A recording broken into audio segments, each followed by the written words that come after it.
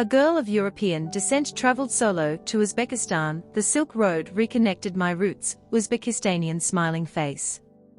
People back home looked at me like I was crazy when I said I was going solo to Uzbekistan. Too remote, they said, too unknown, too far from everything familiar, language barriers, cultural walls, vast deserts, and ancient cities that might feel cold and distant, but deep in my heart something ancient whispered louder. Stories my grandmother used to tell of distant ancestors, merchants on the Silk Road carrying spices, silks, ideas across continents, threads of history woven into my own blood. I felt a pull I couldn't ignore, so I booked the ticket, packed light, and landed in Tashkent, with butterflies in my stomach and wonder in my eyes.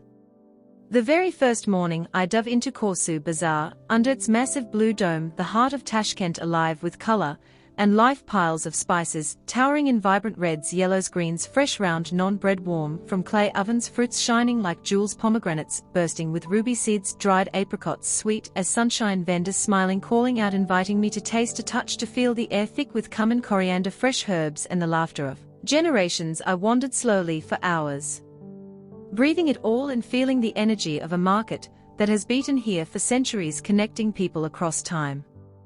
From Tashkent the train carried me west to Samarkand, the jewel of the Silk Road, and as I stepped into Registan Square, at golden hour the world stopped. 3 grand madrasahs rising majestic, their turquoise domes catching the sunset light, intricate tile work glowing like 1,000 stars, minarets piercing the softening sky. The scale, the beauty, the perfection of it all hit me like a wave. I stood there alone as the light danced across the facades, turning everything warm and golden. Tears filled my eyes without warning. This was the crossroads where empires met, where knowledge flowed, where caravans rested after months of desert travel, and somehow in that moment it felt like returning to a place my soul already knew.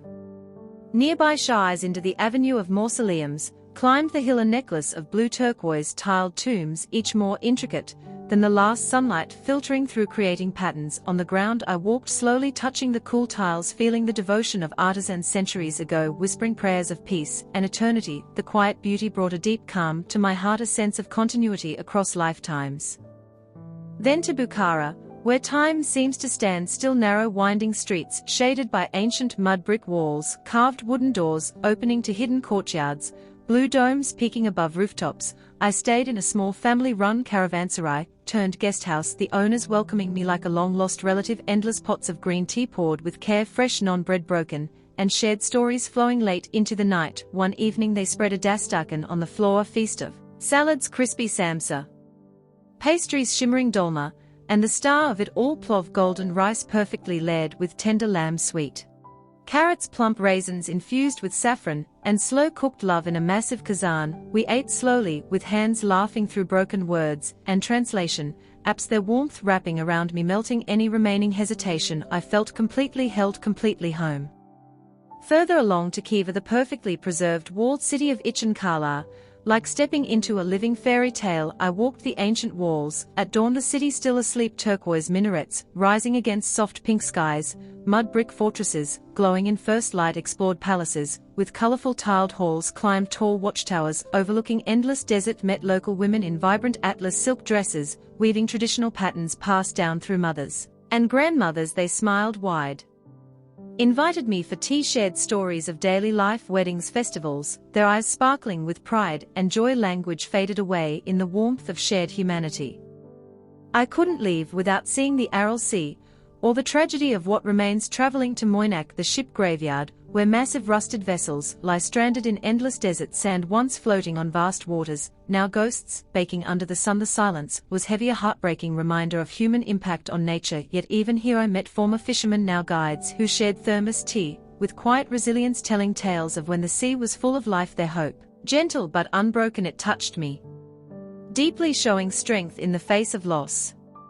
In the Fergana Valley I wandered through lush green fields, silk factories where women carefully unwound cocoons, the thread shimmering like liquid gold. Learned about the ancient craft that once traveled those same roads my ancestors might have touched, markets overflowing with ceramics, hand-painted in intricate blues and whites, each plate bowl telling stories of love, patience, tradition. I bought a small bowl to carry home, a tangible piece of this connection.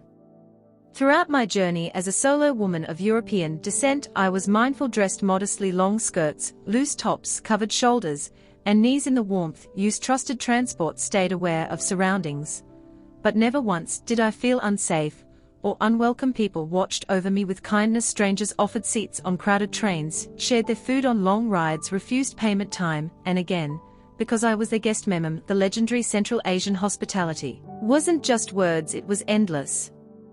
Tea refills, protective glances, warm invitations, genuine curiosity, and care that made me feel protected, cherished, part of something bigger.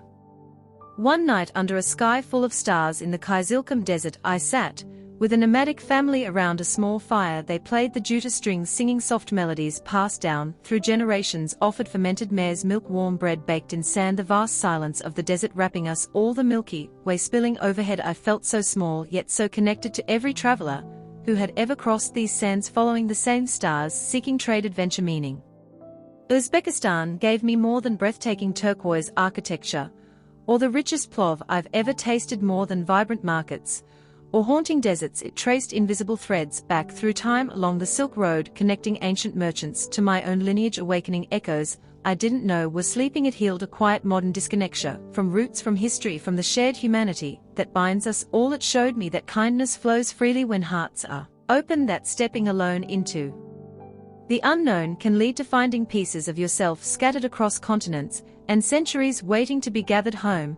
That heritage isn't just stories told, it's living, breathing, pulsing in the smiles of strangers, in the taste of shared food, in the light on ancient tiles. My smile has never been wider, my heart never fuller. Uzbekistan, you didn't just welcome me, you reconnected me to the ancient paths of my blood. You reminded me that we are all linked by invisible silks across time and space. Thank you for embracing me so completely. I carry you with me always. Uzbekistanian smiling face.